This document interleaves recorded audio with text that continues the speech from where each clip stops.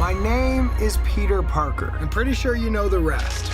I saved the city, fell in love, then I saved the city again and again and again. But this isn't about me. Not anymore. Spider-Man. Let's be frank, folks. If you're a big Spider-Man fan, or superhero fan in general, chances are you've already seen this. What this review will do is outline why the rest of you need to see this film, because I'm going to go ahead with the take on the film right now. Spider-Man Into the Spider-Verse is the best mainstream animated film of the year, and it took me very little time to come to that conclusion.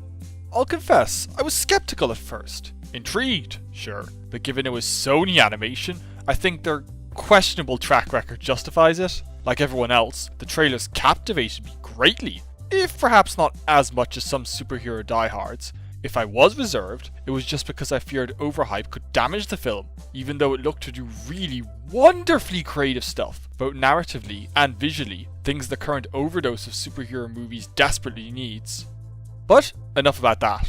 Point being, Spider-Verse is a glorious film, no matter what way you spin its web. It's the kind of film that is sheer entertainment for every second of its runtime, and only afterward are you struck with just how brilliantly done it really is. I'm from another dimension.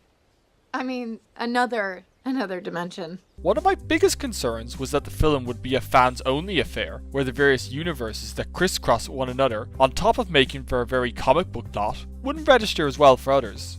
Gladly, this isn't the case. It's completely accessible as long as you're in tune with how superheroes work, yet neither does it feel like it's trying to aim past hardcore fans either.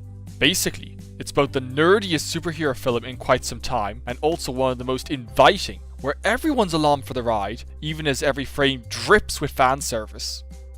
I think the thing that stuns me the most is how great an origin story it is, even though we're all tired by now of every superhero getting a film detailing his origin before you can get a sequel that focuses on the good stuff. What makes this one work? It's an origin story about how empowering and great origin stories can be. There's lots of reasons why superheroes are such a big part of our culture, and one of the biggest is the thrill that anyone can become a superhero. Few embody that ethos more than Spider-Man. I'm not going to get into detail, but let's just say that pretty much every origin story trope is used to maximum effect, and it's never less than engaging. This could literally not get any weirder. It can get weirder. I'd mentioned how the plot was very comic book-like, and, well, it is, but in the best possible way. Compared to every other superhero film around, this film is actually able to get really, really weird, and I love it for that. It's such a standout compared to Marvel Cinematic Universe films, which are functional, but largely bland, corporatized, and safe in comparison. And it's made suitable for kids, without being focused on them at the expense of the rest of us, as all family films should be. It makes for a film that is first and foremost fun, even when it's complex and deep, with great humour and characters the whole way through, and there's barely a flaw in the writing. From a runtime just shy of 2 hours you barely notice, to a perfectly handled pace, to a multitude of different Spider-Mans that all feel fleshed out and personalised, even the smaller members of the group.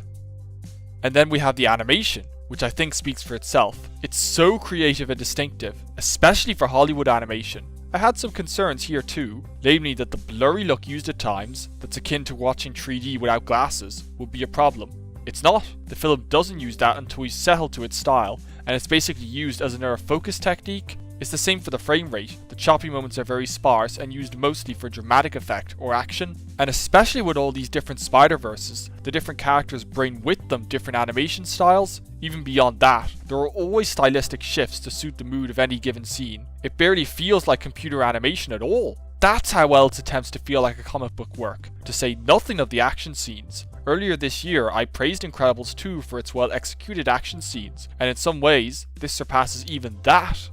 Folks, at this point I'm trying to find things I didn't warm to, and largely struggling. I suppose it does get busy and chaotic at times, as these films do, but it barely matters. The stakes are always clear and personal, and frankly, I don't want to hunt for errors. This film gives me hope. Hope that the other superhero films can rise out of staleness and be the films we need, like this one, rather than the films we deserve.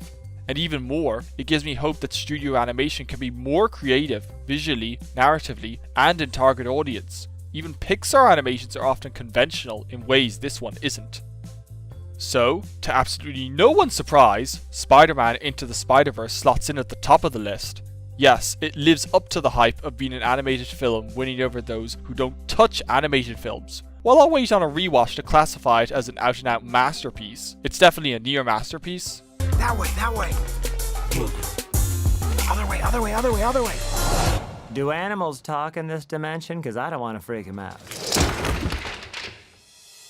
I hope you enjoyed the video, folks. Be sure to let me know your thoughts on both the review and Spider-Man Into the Spider-Verse if you've seen it.